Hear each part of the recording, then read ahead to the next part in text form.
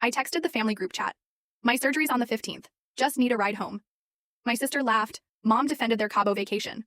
I never thought the day I faced a cancer diagnosis, my family would be more concerned about their beach vacation than my life.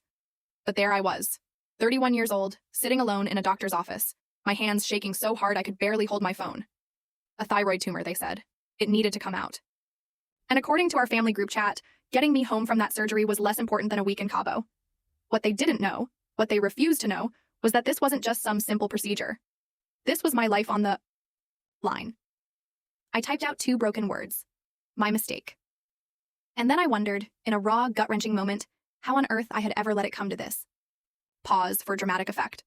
Before I tell you about the phone call that finally ripped open my family's carefully constructed illusions, drop a comment letting me know where you're watching from, and hit subscribe if you've ever felt utterly betrayed by the people who should have had your back. I always knew my place in the family hierarchy, a truth that felt etched into my very bones. My younger sister, Heather, was the baby, the precious one who could do no wrong. My older brother, Jake, was the only son, the golden child destined for greatness. And me?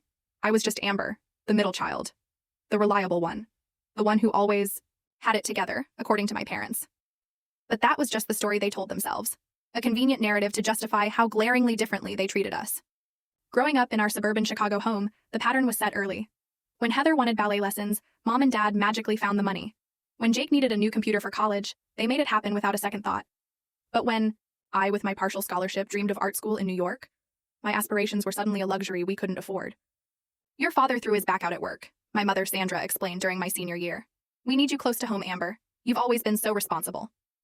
So instead of chasing my passion in a vibrant city, I attended the IA local community college, rushing home between classes to care for Dad. I told myself it was fine. Family comes first, right? That was the mantra I clung to. Then, there was the time Jake needed money for his big business venture, a mobile app he swore would be the next big thing.